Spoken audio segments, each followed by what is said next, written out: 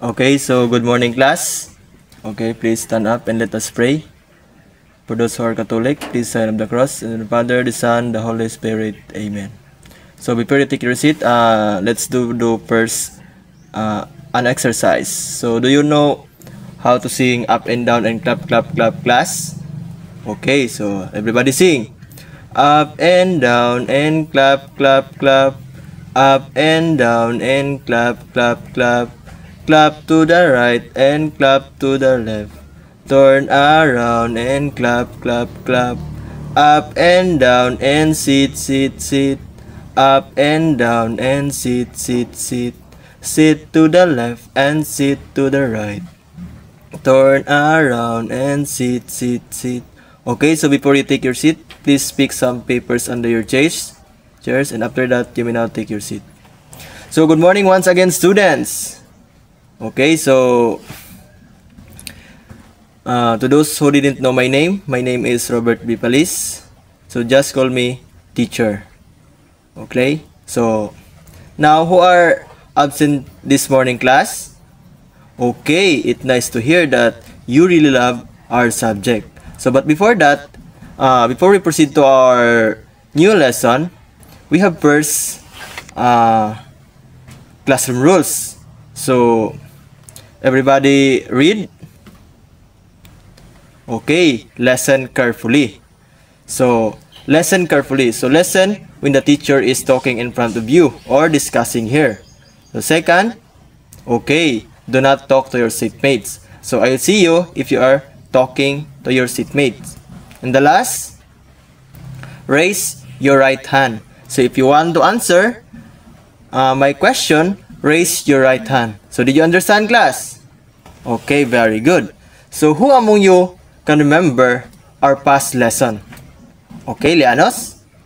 Okay, very good. Our past lesson was all about technology. Okay. So, now, class, before we proceed to our main lesson or our new topic, we have first an activity.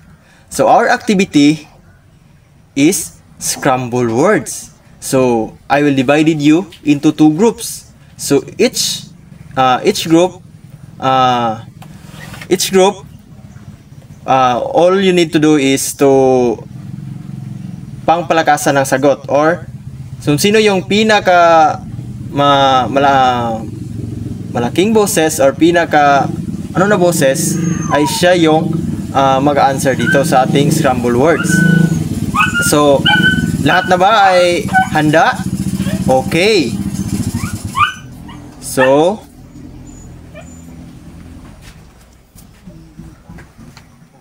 okay, so what is the answer of number 1, class? Okay. So, ang pinaka malakas na boses na narinig ko ay ang group 1. So, meron silang 5 points. The correct answer is print. Okay. Number 2. Okay, very good. Hindi nagpapaano yung group 2. So, the answer is copy. So, may 5 points yung group 2. Next, number 3. Okay, very good. Documents. So, parang pinalakasan yung boses ng group 1. Kaya mayroon silang 5 points. Number 4. Okay, page. So, tamang-tama yung inyong mga sagot. So, pareho kayong malakas ng boses. So, tie kayo may score dito. So, I'll give you 5-5. And the last, number 5. Insert. Okay, very good. Very good. Insert. So, yung group 2 yung pinakamalakas na boses na narinig ko. So, I give 5 points. Okay, so, did you understand our activity, class? Or, alam nyo ba kung ano yung ating new lesson? Okay, so our new lesson for today, class, is all about how to print documents. So, sino ba sa inyo dito na nakatry na mag-print ng documents? Like yung may mga laptop sa bahay, may mga printer sa bahay. Sino sa inyo dito? Okay, wala, no? So, ngayon, tuturuan ko kayo kung paano mag-print ng documents. Dito, lamang sa Microsoft Word. Dito lamang dito sa Microsoft Word. Ito. So ngayon, they have steps to print a document. So first is open document. Locate and open the document you want to print. So dito ang ginagamit natin ay Microsoft Word. So mayroon na ako ditong document na nilalagay ko dito. So inopen ko na dito. Ito na yung mga ribbons ng Microsoft Word. So ngayon, number 2. Click on File in the top menu. Click on the File tab. So pagkatapos mong kapag mayroon ka ng document na nilalagay mo dito or in-input mo dito, ang sabi dito ay click the File button. So ito, File. Yan. Click the File. Tapos, in the top menu, click on the File tab. So ayan na, ini-click na natin yung File tab. So number 3. Ano yung number 3? Select Print from the drop menu, choose Print. So ngayon, i-click natin yung print. Ito na yung print. O yan, print. O. Nakikita nyo diba? Si observe na nandito yung document na ini-input natin. Ito. Then, choose printer. Choose the printer. Select the printer you want to use if more than one is available. So ngayon, pupunta tayo dito sa printer. Ito na, yung printer. Ito na yung printer na tinutukoy natin. So, select the printer. So, ang available na printer na ginagamit ko dito is yung L3210 series. Ito. Ito yung ginagamit natin na printer. Ito yung gamitin natin na printer kasi ito yung name ng printer natin. Next, preview. Set printing option, number of copies, page to print all current specific page like 1 to 2, page orientation, portrait or landscape, paper size and margins if needed. So ngayon, pupuntahan natin yan. Dito, number of copies. So kapag gusto mo ng 1, 2, 3, 4, 5 hanggang gusto mo, dito mo lang yung i-click yung number ng copies na gusto mo. Like 1, 2, 3, 4, 5, and so on. So, dito lang. Kapag isa lang, just put 1. Tapos, page orientation. So, dito, page orientation. Dito. So, as you can see, this document is naka-portrait siya, diba? So, kapag nalimutan mo na i-landscape mo pala ito, so you click this landscape orientation. So, i-click mo lang itong landscape orientation. Dito. Ito. O, ayan. Na-landscape na. Tapos, page size margins if needed. So, kapag gusto mo ng normal lang, o, i-click mo ito. Kapag narrow, i-click mo ito.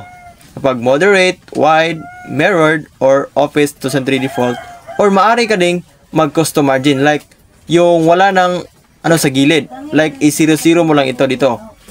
I-put 0-0. Lahat, i-0-0 mo ito para wala ng sa gilid. Ayan. And the next is number 6 steps. Preview document. Preview the document. Check how the document will look when printed. So, kapag hindi ka pa sigurado na ipiprint mo yung document, so i-check mo na yung mga kulang, ano yung mga dapat na i-ano mo pa para hindi masayang yung mga bond paper at saka ink na mo. Number 7, the last steps. Click the print button when everything is set. Click the print button to start printing. So, click the print button when everything is set. Click the print button to start printing. So ngayon, kapag na set aside mo na lahat yung mga document mo, so i-print, just click print. Yan.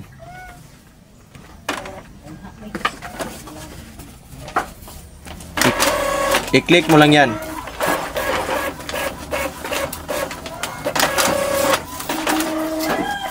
Dito. So, ipapakita ko yung kinalabasan ng ginagawa nating document. So, ayan. Ito na yung kinalabasan natin na ginagawa. Yung naka-landscape na. So, ayan. Okay. So, ngayon, dadako naman tayo sa importance of different print settings. The importance of different print settings. So, number 1, printer selection. Ensure you are sending the print job the correct printer, especially in office or computer labs with multiple printers. So, dito, i-ensure mo talaga na hindi masayang yung inyong mga bond paper. Hindi masayang yung bond paper. So, number of copies. So, sinasabi ko kanina, dito lang kayo mag-ano ng number of copies nyo. Kung gusto nyo, kung ilan yung gusto nyo ipiprint. Then, page range. So, dito, yung page range. So, kapag yung document mo is haba ng 10 above, so, kapag gusto mo ng yung ipiprint mo is 1 to 3 lang, yung pages, kasi na-print na yung iba, yung may mga ganon na mga ano, gaya ng pag-print. So, kapag na-ano mo na yung na-print mo na iba, so, ano mo lang dito, i-type mo lang ng sample 1 to 3 yung gusto mo lang. So, 1 to 3 pages. So, ganyan lang. Tapos, page orientation, portrait, or landscape. So, gaya kung sinasabi kanina, so, this is the importance talaga, no, na importante talaga ito na malaman natin kung ano yung mga portrait orientation or landscape orientation. Lalo-lalo na sa mga paggawa ng table. So, kailangan talaga na landscape yung gagamitin natin kapag gawa tayo ng mga table. Then, number 5, paper size. So, yung paper size natin. Matches the document layout, the size, the paper in the printer. A4 legal wrong setting may result in cut-off or misaligned text. So, kapag nag-ano ka ng long bond paper, so kapag na-set mo yung document mo sa long bond paper, tapos yung bond paper mo is A4, so maaari talaga yung magka-cut yung mga words doon. So kailangan before tayo maggawa ng document, ay lilinangin muna natin yung size ng bond paper, yung size, yung font size, yung orientation. So, ganyan. So, maaari din dito mag-ano ng bond paper. So, ang ginagamit ko dito is A4 na bond paper. So, ngayon, margin and scaling. So, dito, kapag normal, sabi ko kanina, normal, ito lang yung gagamitin. Kapag gusto mo mang narrow, or ano yung pinapagawa ng mga guro nyo, ito. Ayan. So, ganon kahalaga so, that is the importance of different print settings. So, did you understand, class, kung paano mag-print? So, pagkatapos ng ginagawa niyo, tapos na set aside mo na lahat ito, yung itong mga document na gusto mong i-print, so, maaari mo nang i-click itong print. Yan. So, those are the importance of different print settings. So, always remember that. So, did you understand, class? Okay, very good.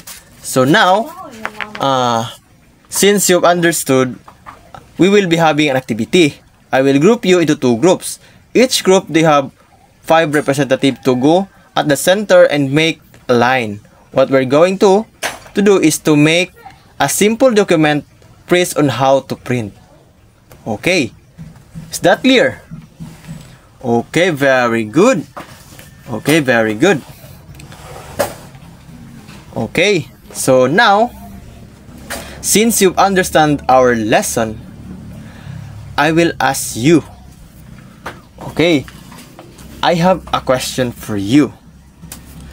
Give me one example on how to print documents. Okay, very good. First is open the document. Okay, very good. Another one. Okay, click on file. Very good. So give me one importance of different print settings. Okay, the one importance of print setting is the number of copies. So the number of copies, no. So it is very important talaga kasi para hindi masasayang yung effort mo, yung mga bond paper na ginagastos mo. So ito talaga it's very important of printing documents. So is there have any question, class, or any question clarification regarding our topics? Okay. Since wala na, so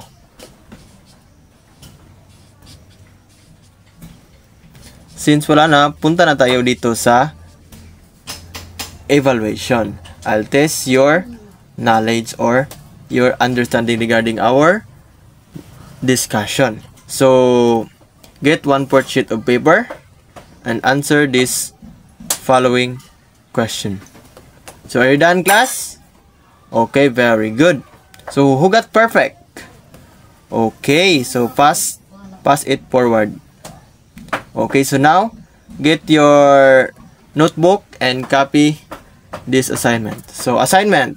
At home, create 1 paragraph documents and describe the steps you took to print. So, I will collect it tomorrow. So, goodbye, class. Okay. Goodbye and thank you for your time and cooperation. God bless everyone.